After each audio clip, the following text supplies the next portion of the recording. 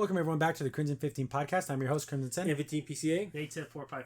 Be sure to check us out over on Twitter at C15 Podcast. Join the discussion over on Discord, link in the description below. And if you're enjoying the videos, be sure to sub, like, share, and hit that bell for notifications. Episode 3 of Hazbin Hotel. You can check out my mini reviews over on TikTok. Now, if you're coming from there to here, this is the full-length review. This is where I break everything down.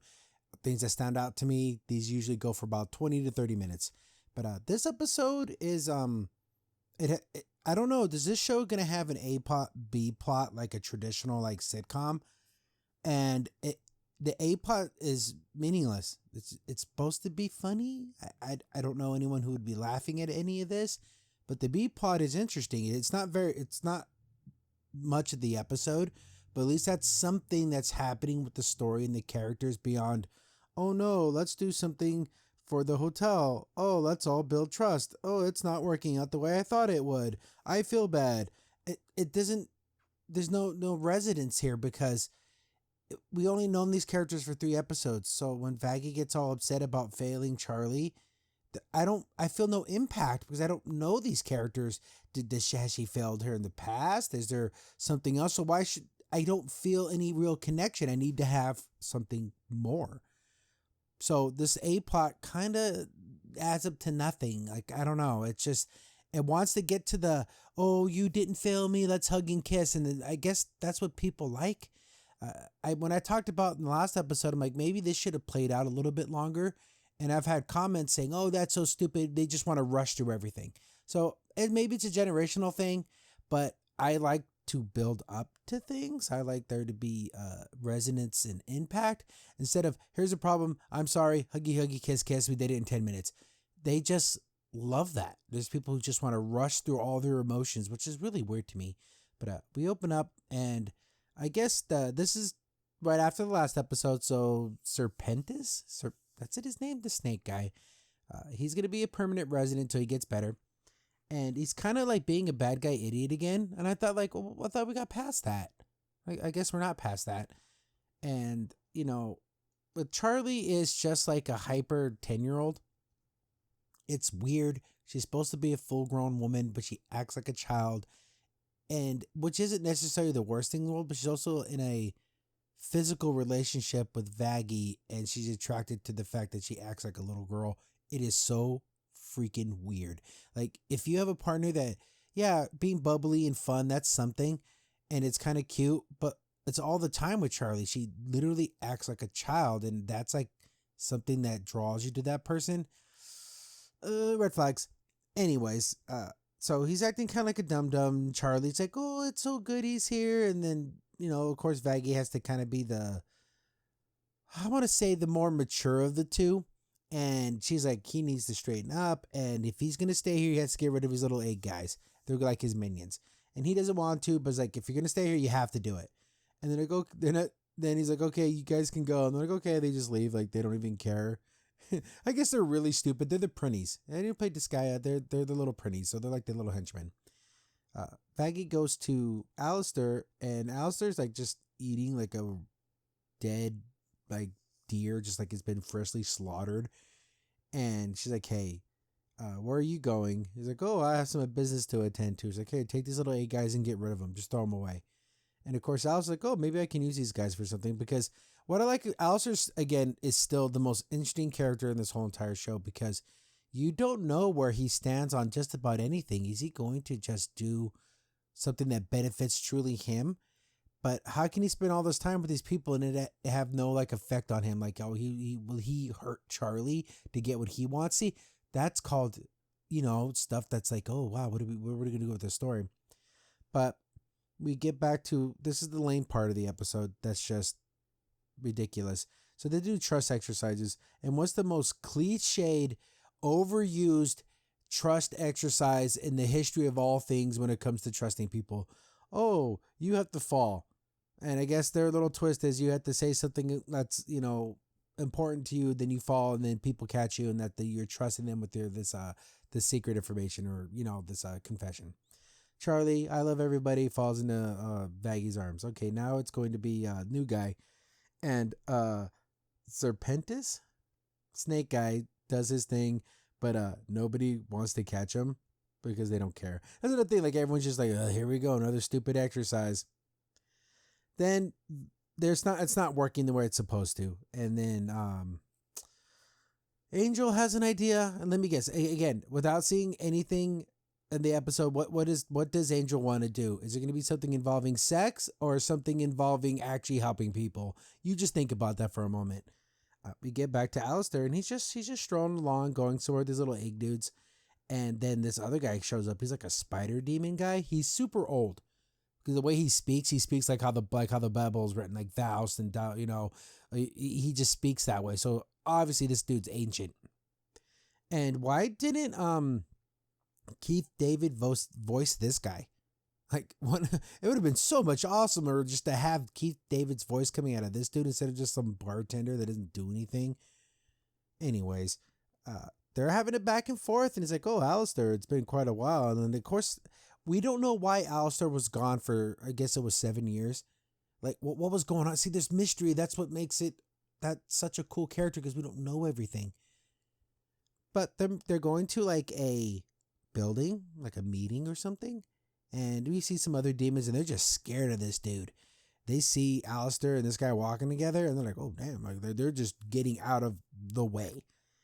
They get to a building, and we see this other lady who's obviously an angel, right? An ex-angel. Like, just by looking at her, she looks just like Vaggie. They have like that gray skin. So is that supposed to be a secret reveal? I figured it out in half a second. But obviously, this lady is not just 100% demon. There's no way. But I guess they're having a board meeting with all the other like gods or whatever, like the rulers of hell. Like, where's Satan? Shouldn't the devil be the one ruling over everything? I don't know how this version of hell works, but it makes it sound like Satan doesn't do anything. Then they're at the meeting, and they're talking about how the extermination is going to be happening twice a year now. So they have only half the time to prepare. How do these people live? Why don't the executioners, what do you call them, the exorcists, why don't they come and kill these people? Like, why not? What's preventing them from getting these people? Obviously, they've been ruling for like thousands and thousands of years, and they've made it through every single one of the exorcisms or the cleansings. Can someone explain that to me? Like, how do they live? Do they hide themselves? But wouldn't the angels want to go after the most powerful ones? I don't know. This other demon lady shows up, and she's like, the very bitchy. That's the only other way I can really describe this character. And she's on her nerves because the older one is more about like tradition, and you have your power hierarchy, and this other goes like, "Oh, I'm like the new hotness, and you have to do what I say." She shows that an angel was killed. They have a head of an angel, and she's like, "Oh, if they can be killed, we can fight back." No one's ever fought back in the thousands and thousands of years of these, since this has been going on for millennia, right? They never fought back, huh? No one ever shot a weapon or try to stab an angel, or the angel's that badass that none of them's ever laid a finger on them. Again, it's such a weird. It makes you feel like this has just been going on for a few years and not for like all time and eternity. She's like, "Hey, if you guys grow some balls, we can get, we can actually fight back, and we can take the fight to the angels." Then the song happens. The song sucks. The song's terrible. It's just like, "Oh, listen to me. No, you listen to me. Haha, F you guys." So she takes off, and the other guy's like, "We don't even know how this angel died. And you want to, basically put all our eggs in one basket and fight back. What if they come back and just slaughter all of us?" But she's like, "Forget you. I know what I'm doing." Of course, obviously, I want this girl to get her ass whooped. Like, she deserves an ass whooping. Get back to Alistair, and he's like, "That's interesting. They were able to like kill an angel. That's some good information. Why could he not know that was possible?" He tells one of the little egg dudes, "Hey, go follow them," because the head lady, who was super, super annoyed with everything's like, "Forget it. Okay, meeting over. I'm out of here." She has 2 daughters, and then sends the egg guy to follow them. How do they not notice the egg guy? I mean, he's not like he's tiny. He's pretty big. Like, you look down, like, what the hell is that? Obviously, but they don't see him, for reasons. And we get back to Angel. Were you thinking about what would Angel want to do? Takes him to like a sex club. And it's like a bondage torture thing. What builds more trust than a little bondage? Are you laughing? it's just like, oh, ho, ho, ho, he, Angel's so funny, he did another sex joke, oh, ho, ho, ho. It's this, the audience, are you laughing? Do you think this was super funny? It's meaningless, it's so stupid. Then Vaggie gets into like full military mode, so okay, so obviously she has a military background, like she does the whole cliche drill sergeant. Okay, you maggots, we're gonna put you in this line and we're gonna fight a battle because the strongest bonds are born on the battlefield. And are you ready to fight? And you know the whole ever since like Tex Avery cartoons, the classic drill sergeant. And I guess since hell's like a hellscape, everyone's always fighting. So she just throws them into like a battle, and then she starts the big apology thing to Charlie, and this is what I was talking about. I'm like, she like feels super bad for failing her, and she's like, oh no, you didn't fail, and oh no, I'm not good enough, leave me alone, I failed at everything. And it's like, you're the people you're working with aren't good people. I mean, you got Angel, the bartender guy, doesn't give a flying F about anything. The snake guy's an idiot. So it's not really your failure, it's kind of their failure. But it's like this super sad moment, and we're supposed to feel something, but I don't feel anything because there's no time has passed. So I don't know. I do like how Angel did save the snake guy. Like they were down there fighting for like, I don't know, a couple of minutes. But he's like, oh, I saved him. And then she's like, okay, forget it, we're getting out of here. And he's like, I just carried him up all these stairs. So it's nice that Angel wasn't gonna just let him get killed, which is nice. I wish I would have seen the little fight they had, but we didn't see it. Get back to the I can't believe no one figured out this girl was an angel the first second they saw her. Is like, I can't handle this, all this stuff going on. I don't want to listen to her plan. But then she reveals that she's the one that killed the angel. And I'm like, oh, okay, so I'm assuming angels can kill angels. Demons can't kill angels. So when these demons mount an assault to fight these angels, they're going to get slaughtered because only she can do it because she's actually an angel. Again, how does anyone not get this? Or she has to have some type of angel blood or something going on because she's the one that killed the angel because she saw like her people being threatened. So she had to do something. Even though she probably didn't want to do that, she had to. Then there's another song, and this song, half this song sucks.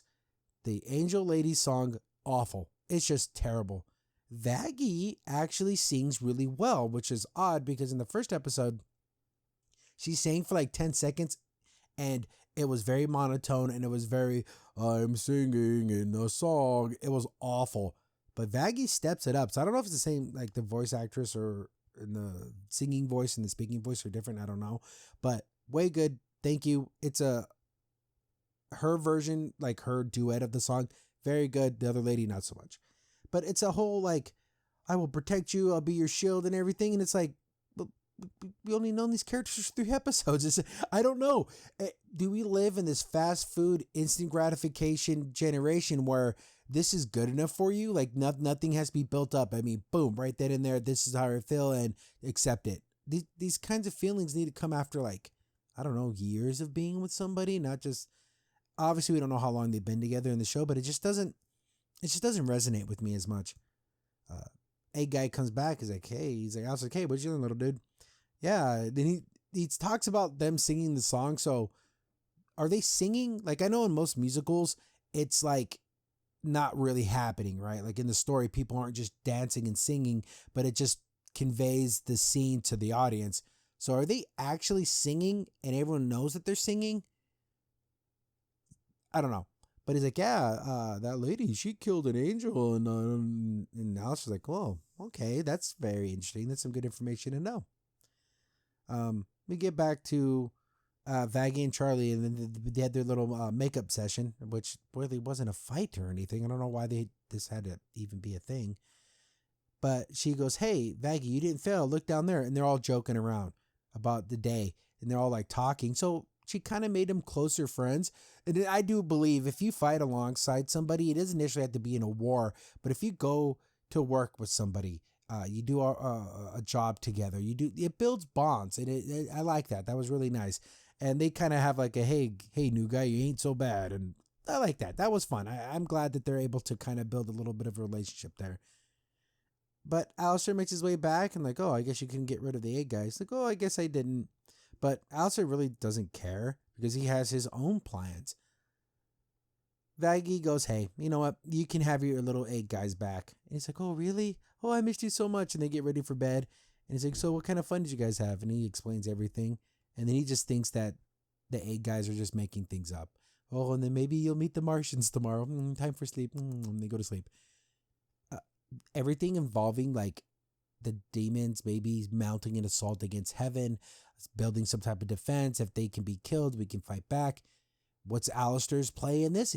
I think he's going to sit back, let everyone duke it out, and then when everyone's weak, he's going to put himself on the throne, King of Hell. Something like that. That's interesting. That's like, okay, what's going to happen? Are they going to be able to fight the angels? Is there some type of secret weapon?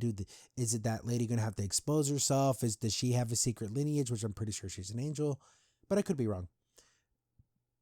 Not the, trust fall and Vaggie and Charlie keep having little like disagreements and I failed you bull crap. That doesn't mean anything. I guess that's just Tumblr stuff. Everyone falls in love in one episode and they're having babies by episode 2 and everyone's in love. I don't know. That part of the story sucks.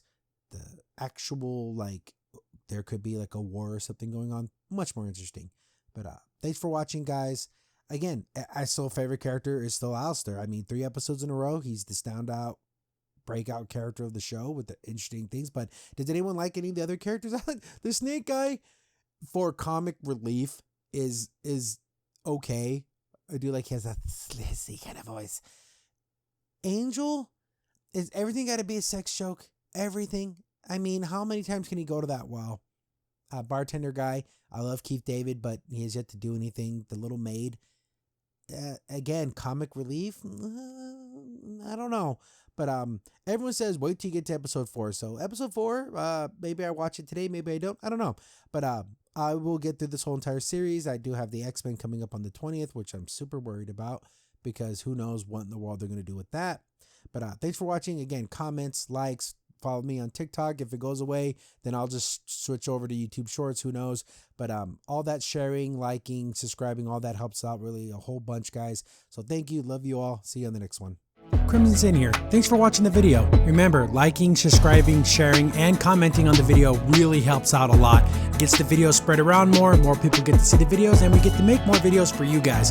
So thank you, and we appreciate every single one of you guys.